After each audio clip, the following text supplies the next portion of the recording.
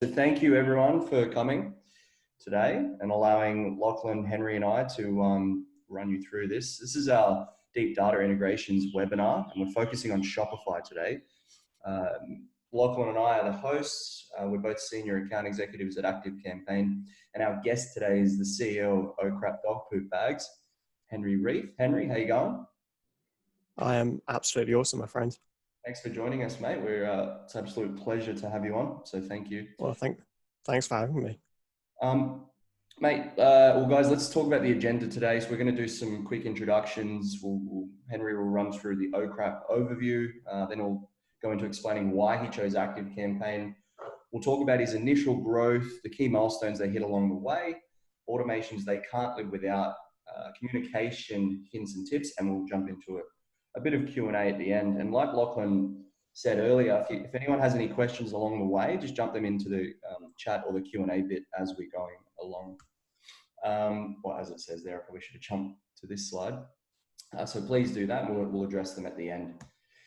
So introductions first. I'll get going. Short little bio. My name's Adam Aggressor. I work as a senior account executive at AC, and I've been here for almost a year now. Favorite food: mum's homemade Italian pasta. Can't beat it. Holiday: it's a toss-up between Bali and Ibiza, or Ibiza, depending where you're from and how you say it. And my celebrity crush is Margot Robbie. She's an absolute babe. What about you guys? Lockie, I'll let you jump in on that one there. Hey guys, so I'm Lachlan. So I work alongside Adam here at ActiveCampaign as a senior account exec. So I've been with ActiveCampaign for I think 7 months. I actually started during COVID, so I've only met Adam once in person. In terms of favorite food and holiday, that's both Italian, particularly the south of Italy, and celebrity crush, probably, oh God, I don't know. You got me there, Aggressor. I'm not too sure. We'll come back to that one. What about you, Henry? Favorite food. I'm going to go for, again, it's one of mum's, but this time my favorite thing is my mum's curry. She just does the most amazing curries ever. I grew up in the UK, so curry is more popular than fish and chips, so that's a pretty special one to me. Again, I'm going to go halfway between Ibiza and then Canada, so I'm going to go for the sun and the snow on that one. And celebrity crush, you don't want to ask me about popular culture, so I got no idea, to be honest. I just spend all my time saving the world and changing the world, so that's basically what I do. A safe play by you there, lads. So I commend you on not throwing out a celebrity crush there. So maybe I'll put my foot in it here. Let's go on to the next screen. Henry, can you just give us an overview of your company and run us into sort of the bird's eye picture of everything over there at Oh Crap Dog Poop Bags? Yeah, sure. So Oh Crap is on a mission to reduce the 4% of landfill that is dog poo. That's organic dog poo wrapped in a plastic bag that makes no sense at all, because it just, it's organic, it breaks down, yet we just put it in plastic bags and mummify it. So in 2014, the founder and my business partner, Bruce, was out with his dog, and literally the dog was doing the dance, as we say, and he sort of went down and picked up the poo and just thought, this is absolutely ridiculous. Why are we sticking this organic poo in plastic bags? So at that point, we started working on it and came up with a non-plastic dog poo bag that actually breaks down. And I'm very happy, and I absolutely love that our bags are compostable. So you can throw them in your compost at home, or there's commercial composting if you put it in the green bin that commercially gets picked up by the council. Everything breaks down and goes back into the environment, and it's just so cool. I absolutely love the simple flow of life happening. So everyone is really on a mission to change the world one poop at a time, or one crap at a time, depending on the audience. But I figured, we're all pretty cool, so we're going to go one crap at a time for that one. That. And we got an awful lot of people, as we'll go into, now part of the Oh Crap family, making that difference. That's awesome, man. Thanks for sharing. And I suppose it would be a dream for you to advertise this company for a variety of reasons. One, because of the awesome work that you're doing, but two, because of the play on words that you can be doing with the name, obviously. It is fun. We've been banned from many, or temporarily banned from majority of the advertising platforms at various points. So the name does get us in trouble here and there, but yeah, it's something every day when I wake up, myself and the rest of the team, it just brings smiles to our face. Like, it's so cool to be able to work on something is making a big difference. And I think the world has the opportunity to not use plastic, and it's cool to be part of that change. So yeah, it's really cool. Okay, let's dive into why you decided to choose ActiveCampaign. Well, I have been in your world for a good couple of years, but at the start I was moving from the world of MailChimp and that sort of intro into I guess email marketing. What I loved about ActiveCampaign, and when I did all my research, is it felt like I could start very simply, and I didn't have to create any complicated stuff. It just felt like you could get really big results really quickly, and that's what I had back in that time. And then more recently, there's stuff like the deep data integrations over the last couple of years, and your customer service is absolutely incredible, because I've used the platform for 7 years now, and I still have the odd question, and even I now throw the most complex, crazy things at the customer service team, and I've always got a very helpful, intelligent answer, and that's fast. And especially with you guys actually being here as well in Australia, we're on the same time zone now, so it's just super quick, super easy. And I really like how I've gone from that really basic system to now creating some pretty complex, detailed stuff, including CRMs and detailed automations, and then just the standard sort of, I guess, newsletter or campaign email. You can do that as well. So I think it was just that start really simple, and now it's basically grown with us to have a full sales team, a custom service team, myself and my business partner doing our bit. Like, it's grown from something very simple to what is pretty cool and crazy these days. Yeah, that's awesome, man. Thank you for breaking it down like that. I think Lockie's going to jump into talking about Shopify and ActiveCampaign. I'm going to be pressing through the presentation as I go along, but Lockie's going to be speaking. Did you want to take over from here, Lockie? Yeah, thank you. And thanks for sharing that, Henry. So with ActiveCampaign and so today's obviously in Henry's case, it's about Shopify, but it's worth noting for anyone on the call that this translates also to WooCommerce and BigCommerce if you use those. And similarly, also any e-commerce platform can achieve what we're going to be talking about today, but obviously Shopify is one of our native ones that we focus on from a marketing perspective. So with ActiveCampaign and Shopify, so we've been integrated with them for quite some time. We've got about, I believe we're rated 4.7 on their store. And effectively the reason why we do have such a deep data integration with them, and what we mean by that is that it's native, and effectively any of the data that's happening inside Shopify can be pushed through to ActiveCampaign. And obviously the goal of that is to enable businesses to be able to use that data within their marketing streams. Because we spoke with a lot of companies back in the day, and I'm sure Henry can probably attest to this. There was a very manual process around things like, as you can see here, things like abandoned cart, emails and automations. If you move to the next slide, next Gresta. Effectively, the let me just end. Yes. What's that say? Oh no, this is not good. Sorry guys, I've been signed out of my Google account, so I might stop the share. Just if you can keep talking about Shopify for a sec, Lockie, I'm going to pause the recording as well.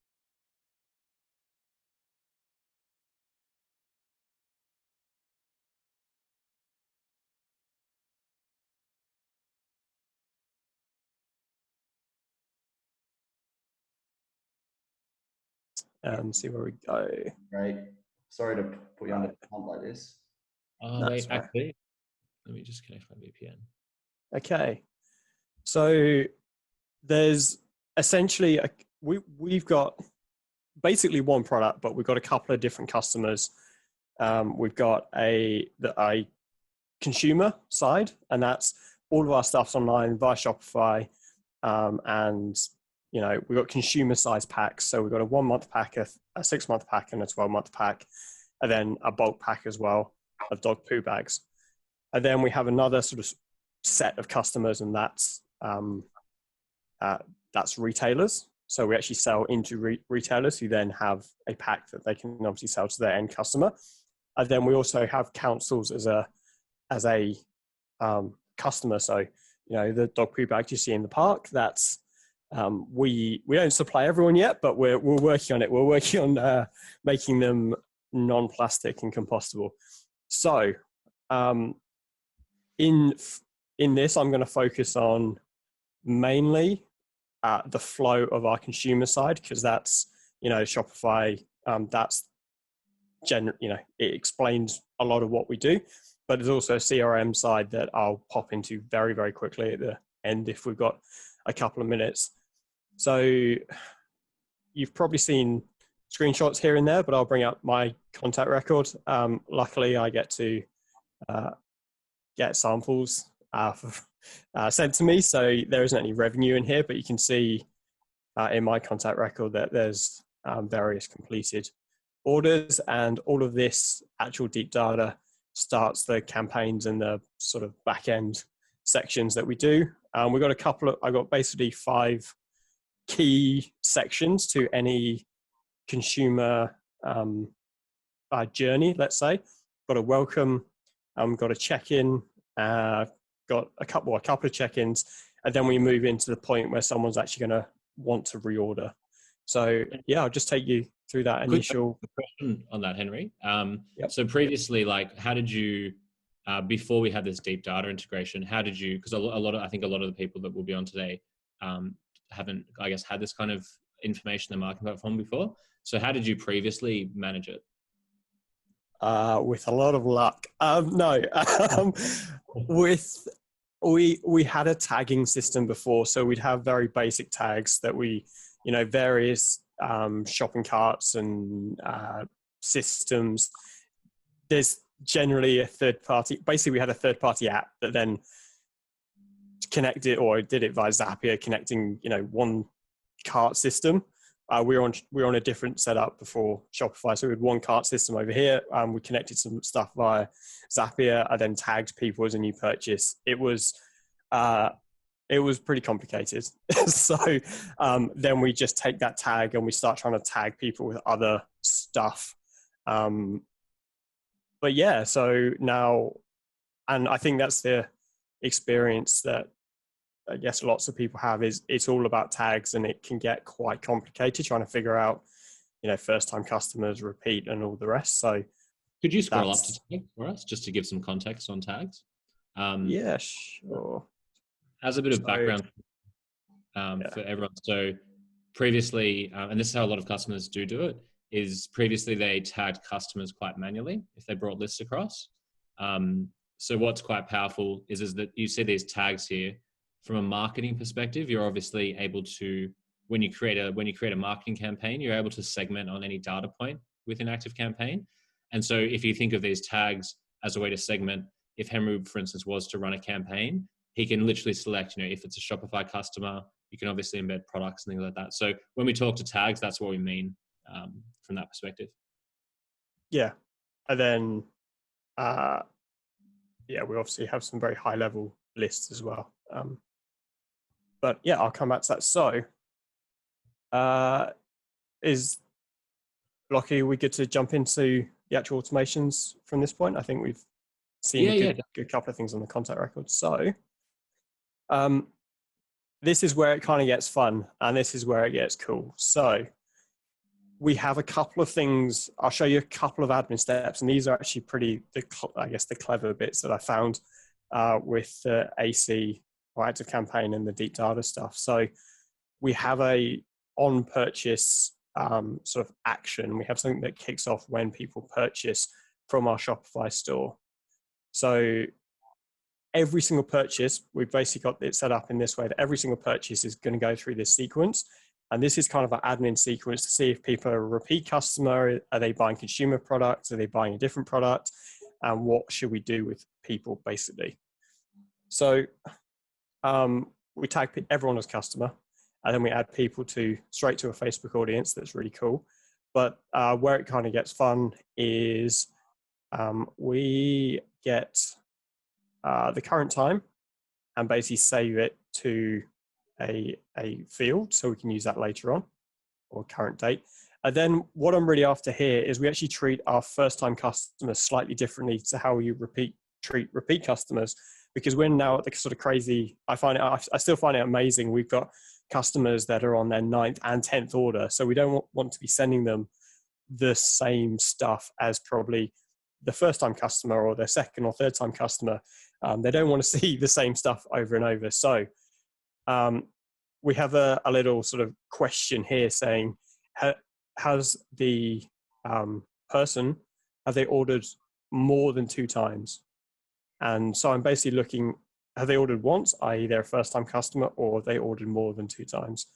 So for repeat customers, essentially I tag them as a repeat, and that just helps us later on. And then first time customers, I'll tag them as a first time customer. Again, we can use that slightly later on. And then essentially here, I'm just looking at, are they buying a consumer product or SKU, or are they buying a different one? So if they're buying a consumer product, we'll just put them straight into the consumer list that we have, or very top level tagging system. And then I'm really looking again here very quickly to see if it's a first time order or a repeat order. Now I've had these welcome series set up for a bit. So, I tagged it as 2018, but that's where it is.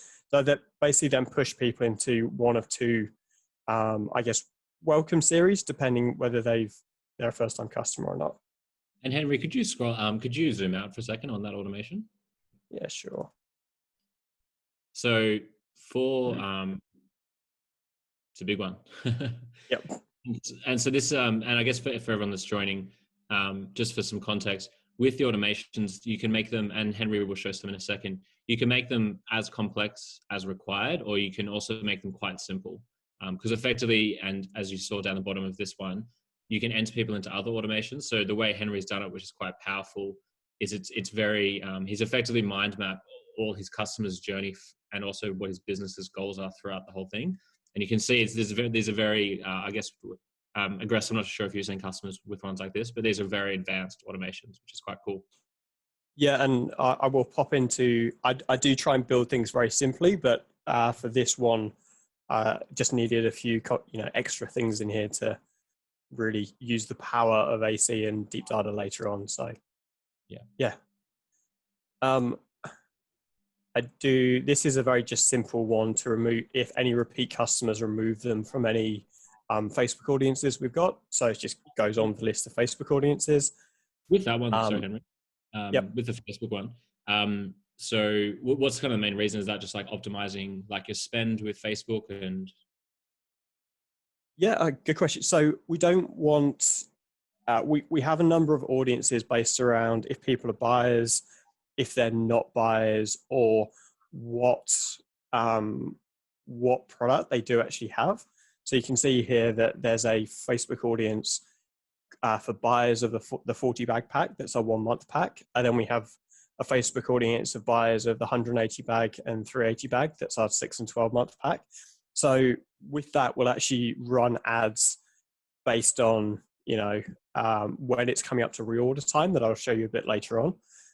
And I don't want, if people have reordered, I don't want to keep showing people ads. So this is just a very foolproof way of making sure that anyone who has bought, like a second ago, is removed from any more advertising for, a bit until we come back into a post sort of a repurchase series.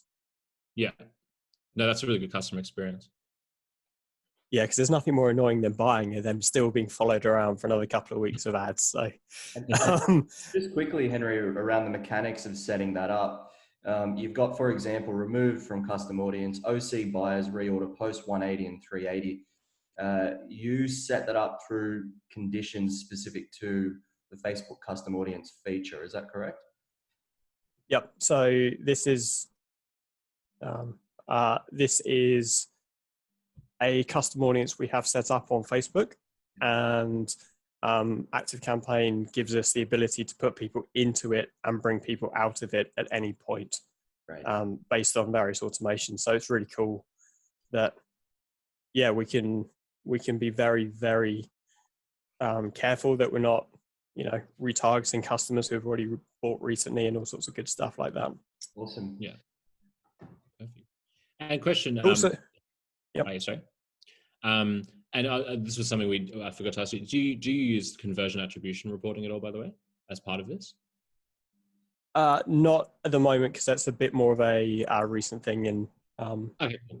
Yeah, well, I do use it for some things, but yeah, you're always bringing new features, so sometimes it's hard to keep up. It's a good problem.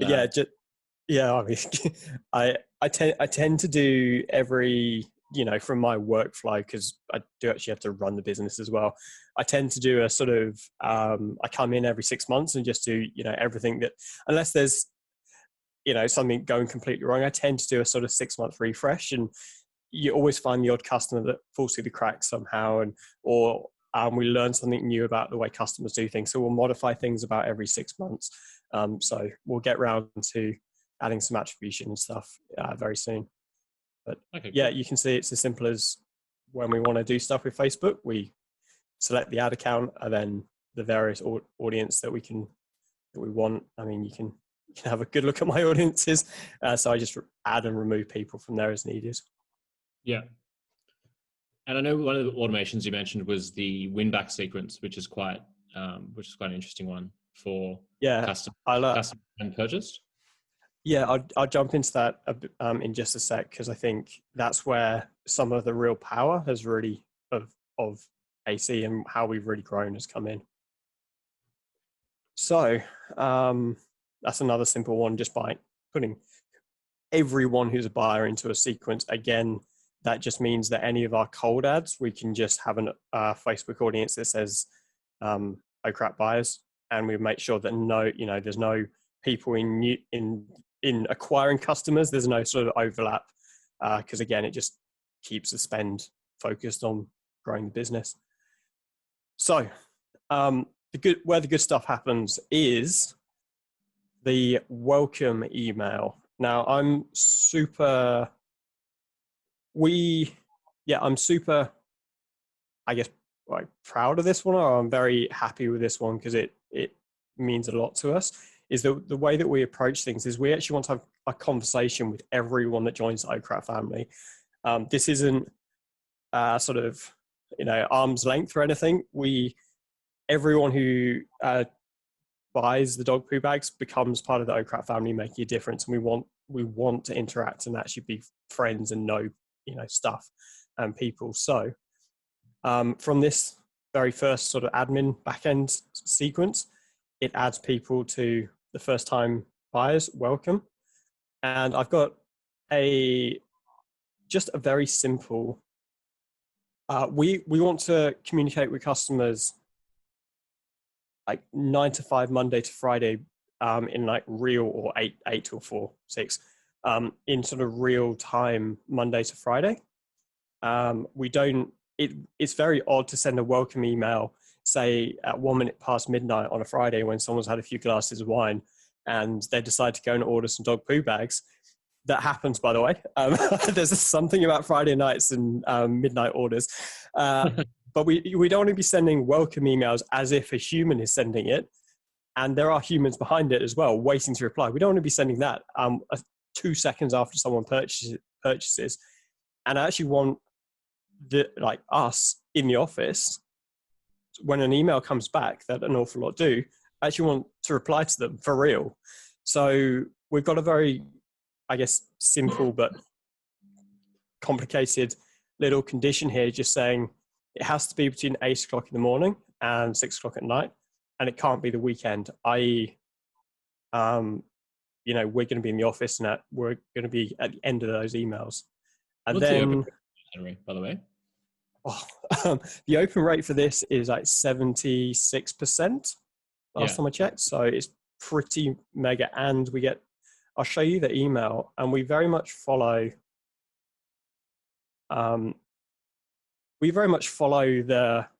would we send any of our emails to our family?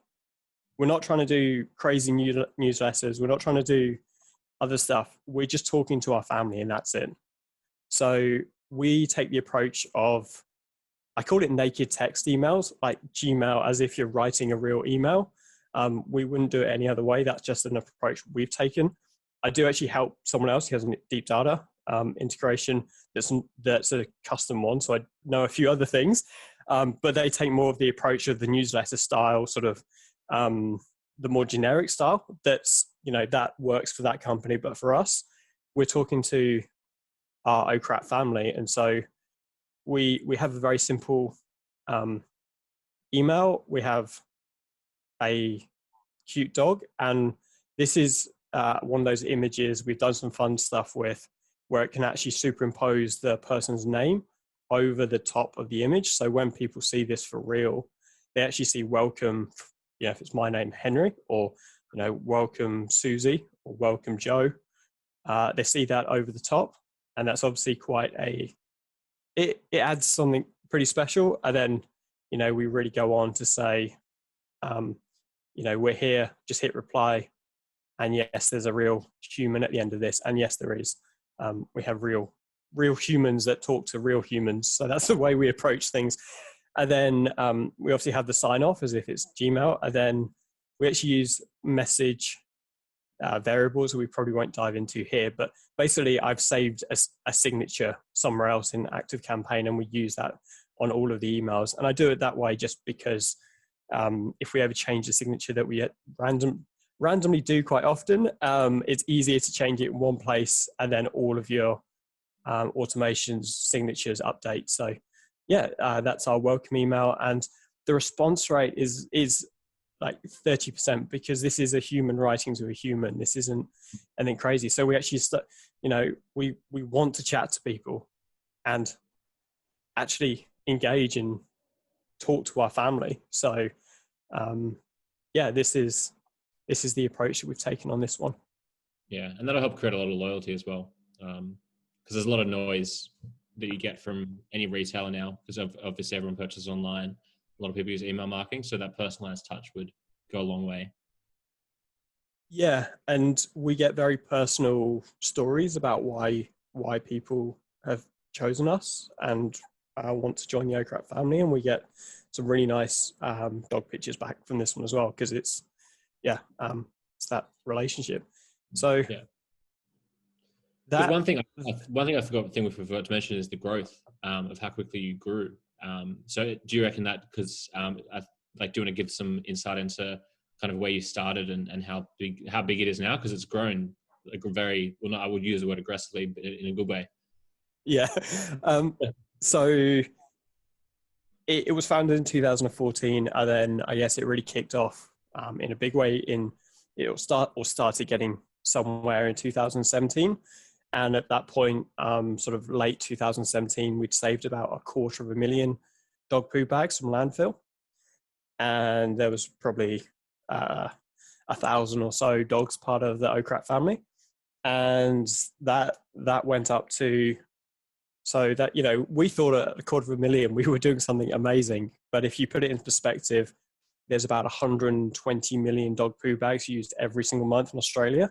So having done 250,000 in 3 years, we still got a fairly good place to go. And then from 2017, I think we do have the number somewhere, but in early 2000 or mid 2018, we sort of got to, I just get the numbers actually as we have them.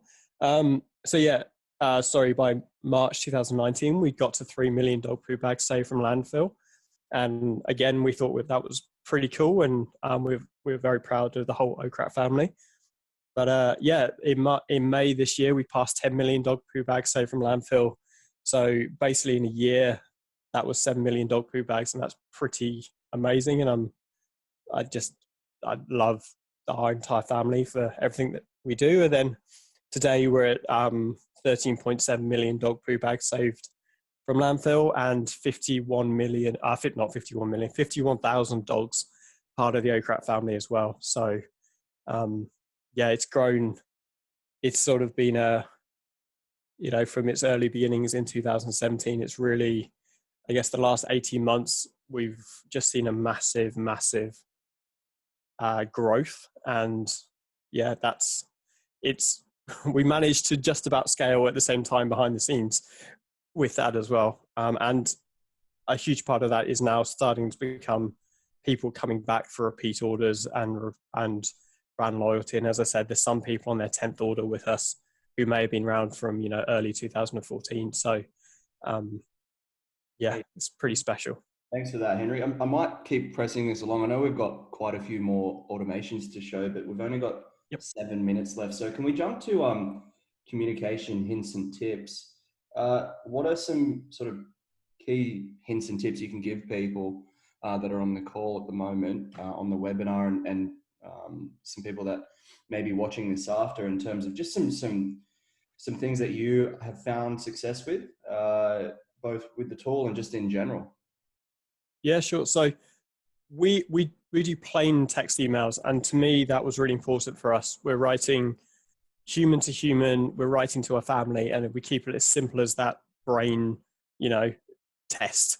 So I think that's super important to us. When it comes to emails, I will just show, for instance, after 21 days, after the order date. Oh, sorry, I stopped sharing your screen and went back to the presentation. You can reshare if you like. Yeah. Well, that's good. We got the presentation. Yeah. Yeah. So again, trying to keep any links and stuff in emails, keep them super simple and super obvious, and don't put 1,000 links in. So we have, after 21 days post-purchase, we have, because of the date trigger, we can send an email just saying, hey, if you want to share it on Facebook or Instagram. And again, just, one link of each, don't overdo it, super simple. Yeah, that's awesome. Messaging,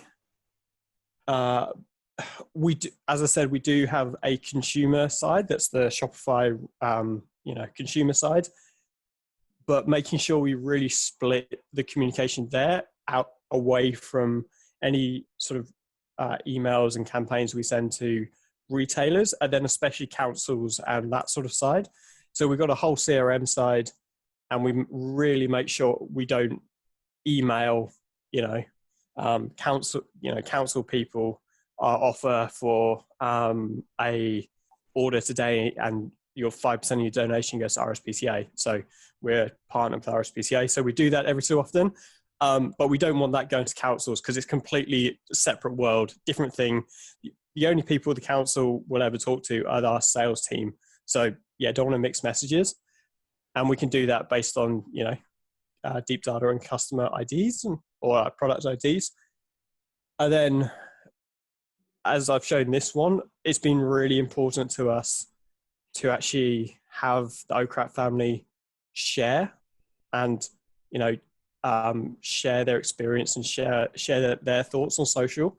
So every month we pick two, from this email, we sort of encourage people to share, and every month we'll pick 2 posts, and we'll send those random posts. We'll send a 12-month pack each, just to set, just as a random thank you and a bit of fun. And obviously we then get to reshare their images on across our social media and stuff. But I think that's really important if you can. It can be a super simple email, and amazingly, you think this kind of email would get really, get people annoyed and be hitting unsubscribe and all kinds of crazy stuff. But even this email, we generally get a good response, because it's text. It's not, it's not over the top. I think the unsubscribe rates are less than 1% on this email, that I think is pretty amazing for essentially something that's saying, go and do something for us. Yeah. And then I will show. I was gonna say we've only got 3 minutes now. I think we should have made this an hour. Can we jump into Q&A, Henry? Is that okay? Yeah, sure. I think the last one is the Facebook audiences, and we got some really cool stuff that we do kind of pre the time they should be reordering. We add people to a Facebook audience, and we basically show some ads that's reinforcing the mission that we're all on. So it's just some really subtle stuff that we do.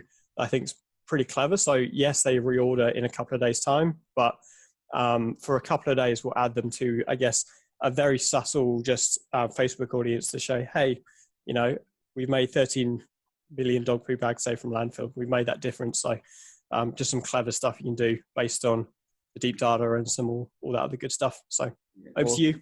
Well, I was going to say that I think the main question, one of them we've got here, is how long did it take you to feel comfortable in using the tool on your own after you first signed up? Also us, cool. We move to the deck. If you stop sharing your screen, Henry. Yeah, I'll go to the deck now. Yeah. Okay. I think for me, in the early days, I think it probably took 2 months of, okay, I know what I'm doing. And that's it. I'm never going to say, you jump in a tool and you know it all inside out a day later. I think it took probably 2 months to be super confident. I wasn't going to click a button that wasn't going to destroy everything. And then I think it probably then, our automations are really now 3 years work. But I think after that first 6 months period, we had probably 90% of what you see today in the advanced stuff. So I think it's like anything.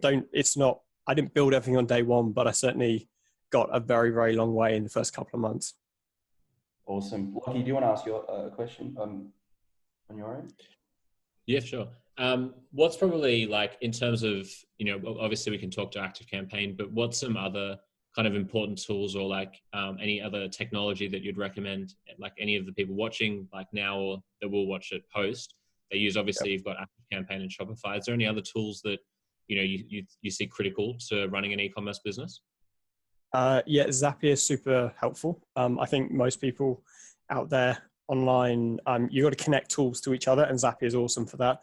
And then one tool that integrates with you guys as well that I cannot live without is a tool called Wicked Reports that's got some very, very advanced marketing reporting in